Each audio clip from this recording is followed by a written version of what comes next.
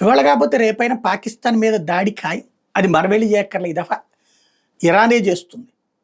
ఇక్కడ షియా సున్నీ వివాదం వస్తుందంటే కాదు.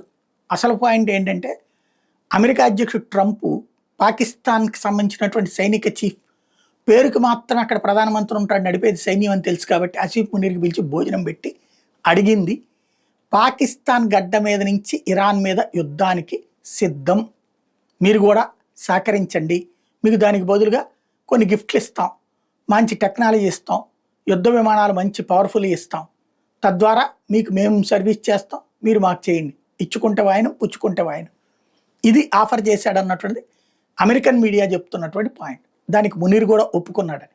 అదే జరిగితే అమెరికా యుద్ధ విమానాలు పాకిస్తాన్ బేసుల్లో దిగుతాయి. పాకిస్తాన్కి సంబంధించి ఇప్పుడు మొన్న మనం కొట్టిన దెబ్బతో నాశనమైనటువంటి ఎయిర్ బేసులు ఉన్నాయి కదా, అవన్నీ యుద్ధ ప్రాతిపదికన అమెరికానే రిపేర్ చేపిస్తుంది. తద్వారా 50-60 వేల కోట్ల రూపాయల లాస్ తగ్గుతుంది వీళ్ళకి. రెండవది అక్కడ అమెరికన్ యుద్ధ విమానాలు పెట్టుకుంటారు. అప్పుడు ఇరాన్కి మండిందంటే ఎక్కడ కొట్టాలా? ఇరాక్లో ఉన్నటువంటి అమెరికా బేస్ మీద కొట్టాలా, లేదా పాకిస్తాన్లో ఉన్నటువంటి బేస్ మీద కొట్టాలా? అంటే అప్పుడు పాకిస్తాన్ మీద ఇప్పుడు మొన్న మనం చేసినట్టు ఇవాళ వాళ్ళు చేయాల్సి ఉంటుంది. ఏ బాలిస్టిక్ మిసైల్లో పాకిస్తాన్ మీద వేస్తే నాశనం అవుతుంది. మరి పాకిస్తాన్కి అది తెలిసి చేస్తుందా, తెలియక చేస్తుందా అంటే డబ్బుల కోసం చేస్తుంది.